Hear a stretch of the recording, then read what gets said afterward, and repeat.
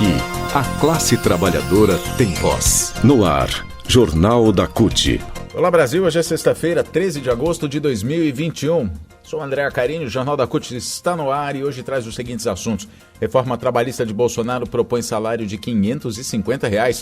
Governo quer parcelar em 10 anos o pagamento de precatórios e ainda, 18 de agosto é dia de mobilização da classe trabalhadora. Greve de servidores contra a reforma administrativa acontece nesse dia. Rádio CUT. Aqui a classe trabalhadora tem voz. A PEC dos precatórios foi enviada esta semana ao Congresso e prevê que esses precatórios, que são a determinação da Justiça para que o governo pague o que deve em ações perdidas na Justiça, sejam parceladas a depender do valor em até 10 anos. Isso para economizar dinheiro para bancar o substituto do Bolsa Família chamado de Auxílio Brasil. Trocando em miúdos, tem muita gente que vai ser prejudicada com isso. Imagina o aposentado ou aposentada que entrou com uma ação contra o INSS, por exemplo, para revisão de valor de benefício, está esperando o processo há 10, 20 anos ou até mais, para sair o dinheiro. Agora que a dívida já se transformou em precatório, ou seja, que o governo vai ter que pagar, ainda vai ter que ser parcelado. Pois é, esses aposentados podem ter de esperar ainda mais para receber esse valor. A PEC determina que valores acima de R$ 66 mil, que é quando se torna um precatório, e o pagamento tem que ser previsto no orçamento do ano seguinte, no orçamento da União, esse valor pode ser parcelado em até 10 anos e é uma parcela por ano. Então, por exemplo, se o valor da ação é de R$ 70 mil e já está lá com determinação da Justiça para o governo pagar, esse valor vai ser parcelado em 10 parcelas de R$ 7 mil, uma por ano. O Bruno Moretti, economista, especialista em orçamento e assessor no Senado Federal, ele explica. Como é que você vê essa PEC, Bruno? Olha, André, foi com surpresa que eu recebi essa proposta do governo de parcelamento dos precatórios, né? Na verdade, do ponto de vista fiscal, o nome disso é pedalada, porque se trata de atrasar despesas, gerando artificialmente um espaço no orçamento para o governo fazer gastos, obviamente visando a eleição do ano que vem.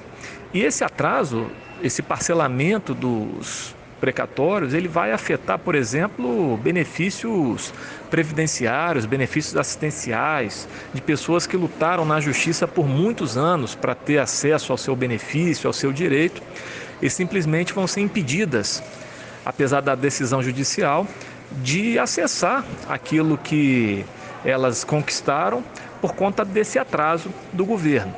Veja que isso não reduzirá a despesa, não é? O governo defende a austeridade fiscal, o governo defende o controle dos gastos, mas na verdade ele está jogando para os próximos governos uma despesa, prejudicando pessoas que teriam direito a, por exemplo, esses benefícios relacionados aos precatórios em 2022, para, como eu disse, gerar um espaço no orçamento para colocar essas despesas que o governo pretende executar. Então, essa geração de espaço de forma muito artificial, tecnicamente tem o nome de pedalada. Além dos benefícios previdenciários e assistenciais, outra categoria que será muito prejudicada será dos professores, porque uma parcela grande dos benefícios dos precatórios se refere a valores do Fundef que não foram pagos, e uma parte desses valores, um percentual desses valores é destinado aos professores. E além do mais, como eu disse, do ponto de vista fiscal, é um artificialismo, é uma manobra para que o governo, ao mesmo tempo, defenda o teto de gasto que tão mal faz a economia e a sociedade, e, por outro lado, contorne esse mesmo teto que ele defende com vistas a gerar despesas de uma maneira casuística, visando a eleição. Nós ouvimos o Bruno Moretti, que é economista especialista em orçamento e assessor no Senado Federal, sobre a PEC dos precatórios, que propõe um parcelamento de precatórios para que o governo tenha previsto dinheiro ou crie um orçamento para bancar o programa Auxílio Brasil. Programa que até agora o governo também não explicou exatamente quem é que vai receber, quanto vai receber, quando vai receber. Mobilização. A próxima quarta-feira, 18 de agosto, vai ser um dia marcado pela mobilização de várias categorias profissionais em todo o país em apoio à greve dos servidores federais, estaduais e municipais contra a reforma administrativa, também por emprego e direitos. A PEC 32 da reforma administrativa acaba com a estabilidade dos servidores e, por isso, ameaça o funcionamento dos serviços públicos, em especial os que mais a população necessita, como saúde e educação. Portanto, atinge todos os trabalhadores, todos os brasileiros. O diretor executivo da CUT, Pedro Armengol, que também é secretário de Finanças da Confederação Nacional dos Trabalhadores no Serviço Público Federal, a CONTSEF, ele diz que é preciso deixar claro para todos e todas que a luta é de toda a classe trabalhadora, porque tanto a PEC 32 de Bolsonaro quanto as privatizações e todas as pautas que vão estar em debate neste dia, como a geração de emprego decente, são de interesse de todos os brasileiros e brasileiras. Na tarde da quarta-feira, as entidades que representam os trabalhadores no serviço público de todas as esferas se reuniram com o relator da PEC 32, o deputado federal Arthur Maia, que é do DEM da Bahia, para entregar um manifesto que aponta os aspectos mais graves da proposta. Os sindicalistas solicitaram também um prazo maior para o debate sobre a reforma, já que a proposta foi apresentada sem que houvesse um aprofundamento sobre os impactos para os servidores e para a sociedade. Só que o relator negou e diz que vai encaminhar a proposta ao plenário como ela está. Vou encaminhar e pronto, foram as palavras dele. Por isso, Pedro Armengol diz que o dia 18 vai ter que ser maior ainda, vai ter que ser mais forte, uma resposta à altura para essa falta de respeito que o governo tem com o povo brasileiro. As mobilizações estão sendo convocadas pela CUT, demais centrais sindicais e movimentos sociais e devem acontecer em todos os estados.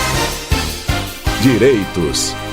A reforma trabalhista do governo de Jair Bolsonaro, contida no texto da medida provisória 1045, aprovada pela Câmara dos Deputados, retira direitos trabalhistas como 13º salário, diminui o valor de FGTS, dificulta a fiscalização de auditores do trabalho, entre outras maldades, como salários menores a zero direitos em alguns tipos de novos contratos de trabalho. Vai de salários menores a nenhum direito, né?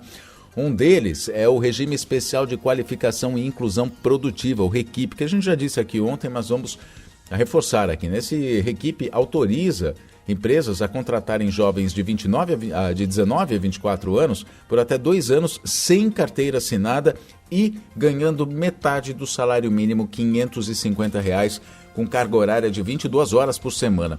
As empresas vão poder contratar pelo REQIP quem está sem carteira de trabalho assinada há pelo menos 2 anos e pessoas de baixa renda, oriundas de programas federais de transferência de renda.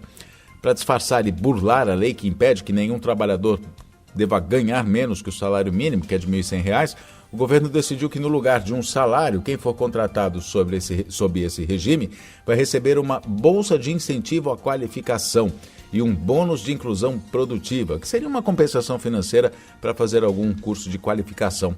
O único benefício que o trabalhador receberia é o Vale Transporte, que o governo também não queria que fosse pago, mas foi incluído pelos deputados durante a votação da MP.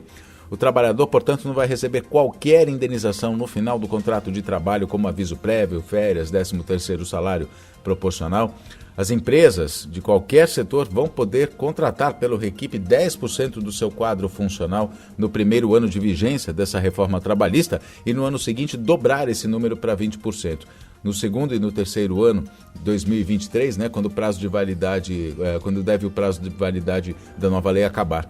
O presidente da CUT, Sérgio Nobre, reafirma que desenvolvimento, retomada da economia, só acontece com geração de emprego decente, com direitos. A reforma trabalhista de Bolsonaro e Guedes é rechaçada pela CUT e pelas demais centrais sindicais. O Jornal da CUT fica por aqui. CUT Brasil nas redes sociais, Instagram, Twitter, Facebook, também no YouTube. CUT.org.br para mais informações, mais notícias. Muito obrigado pela sua companhia. Nós nos falamos na próxima edição. Até lá.